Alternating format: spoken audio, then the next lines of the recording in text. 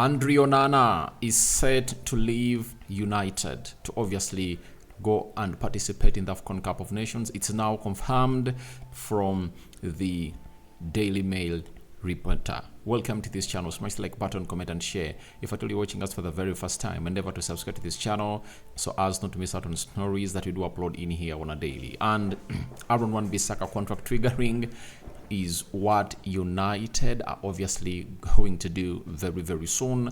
And Marcus Rashford parting hard after the loss to Manchester City on Sunday. Smash the like button, comment and share. If at all you're watching us for the very first time, endeavor to subscribe to this channel so as not to miss out on stories that we do upload in here on a daily. Second video of the day, and we're here to really quench your thirst with Manchester United news that is obviously trending all over the world. Hope you guys are with us and you're ready to obviously move with us to where the world is taking you. Now, it's a huge concern right now from Man United about Onana. I came here last time and we told you that United are thinking of the return of David De Gea to come through and obviously cover up for Onana as he takes part into the African Cup of Nations. They set to start on the 13th of January and it will climax on the 11th of February. Chris Wilder, he's a chief football writer for the Daily Mail. He has told us that Onana is willing to go to AFCON with Cameroon in January. So, Onana is leaving the club of Manchester United. And I told you that many people came out and rebuffed that story of David De Gea, but I never saw any credible source. All of the fan YouTube channels, fan X accounts were telling us that according to reports coming in from Man United, but we never saw the correspondents that get information from the club really coming out and obviously telling us the truth, all rebuffing this story. So them not rebuffing the story really leaves us in huge suspense. But me as Rock and David, I really reflect back to the statement that Erik ten Hag went ahead to make as to why Ben Dair has not gone ahead to obviously play into any game. Even the Carabao Cup fixture we are playing Crystal Palace, it was Onana in between the stitches. What did Erik ten Hag have to say about Ben Dair? That he doesn't have Premier League experience. And in that period of time where Onana is going to be away, United will have to play 8 games, like 2 FA Cup games and I think 6 Premier League games. And where would he have gone ahead to obviously gain the experience in the Premier League? Meaning that the manager was letting us know that this Ben Dair goalkeeper, Turkish goalkeeper, is not yet to feature into this. And as it stands, he's obviously waiting in to see to it that things go on as planned for the goalkeeper. So that means that doesn't trust him, and it connects well with United going in to get in the goalkeeper called David De Gea. Because if the manager doesn't trust him with Premier League football, then that is well replicated that this manager doesn't want to see him in between the stitches. He's still getting used to the Premier League, and if at all it means to obviously get what we call games behind doors, they'll continue getting them more and more because of what they think about the situation that the goalkeeper is really going through. So in that scenario, they'll obviously have to bring in David De Gea to do the needful, and I'm not going to be shocked if at all United get back David De Gea to obviously do the job, and that will depend on the situation of Man United, because you'll be left with Tom Heaton and Ben Dair, and we'll be here waiting to see what decision will be made by Erik ten Hag and the board of Man United after Onana goes to play for the Cameroonian national team. Remember, he is really coming good. He's really coming good, and he was part of the penalty saving that got us the 3 points in the Champions League. Then he went ahead to obviously deny Haaland close to 3 sitters into that fixture at Old Trafford. They were beaten by 3-0. And I tell you what, it would have gone ahead to go ugly. I don't want to be really a liar, but it would have gone ugly on the day. But this man came in through and obviously put his body on the line, and he gave us the best that we deserve as a side of Manchester United. And I think he's really coming good, and the confidence is really building day after day to see to it that he obviously takes on the best that he deserves as a goalkeeper of Manchester United. So wait and see how that decision is going to be taken, and soon I'll be here letting you know what has been decided by this man. But he's 100% willing to go ahead and obviously play into the African Cup of Nations for Cameroon. That is Andre Onana. From Andre Onana, we all go to Aaron Wan Bissaka. Again, Chris Wilder, Daily Mail, has gone ahead and really told us the following: that contract talks between Manchester United and Aaron Wan Bissaka appear to have gone quiet. It now seems more likely that Man United will trigger a 12-year extension to keep Aaron Wan Bissaka under contract until June 2025 and look at his situation again in the new year. So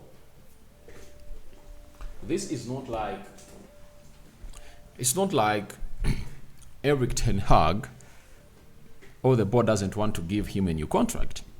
I've always been vocal about Aaron Wan Bissaka. Amid him really being defensive, but he's not this kind of player who balances the offensive and defensive sides of the game. And for any manager, he would love to get in what we call a balanced right back, like you see Diego Dallo, like you see Reece James, like you see which other right back, Kyle Walker, like you see Pedro Porro at Spurs. So it's one of the most evident things that you'll ever know about Aaron Wan Bissaka, that amid him getting into the starting 11 of Erik ten Hag like that, Ten Hag really wants a player like Diego Dallo, and if they are really willing to negotiate a contract with him, then they wouldn't have gone ahead to even wait on his contract to be triggered.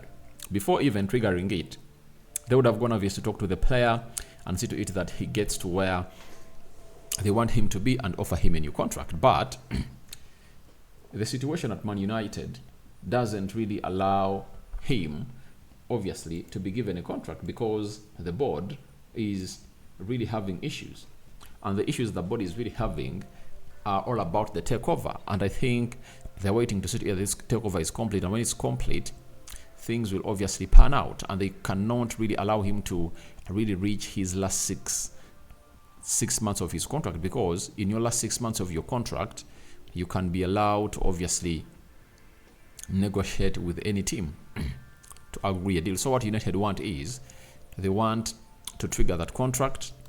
That is it.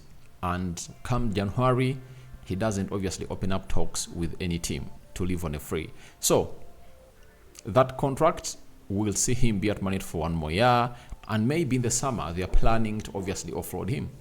That is it.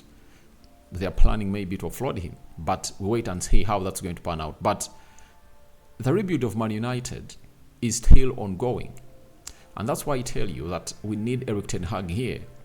We need Erik ten Hag to get rid of every player that he doesn't want at that club of Man United. Then we see what is going to happen. If he tells us that I'm not interested in such a player, let the board take him out, and then we see how he's going to be performing.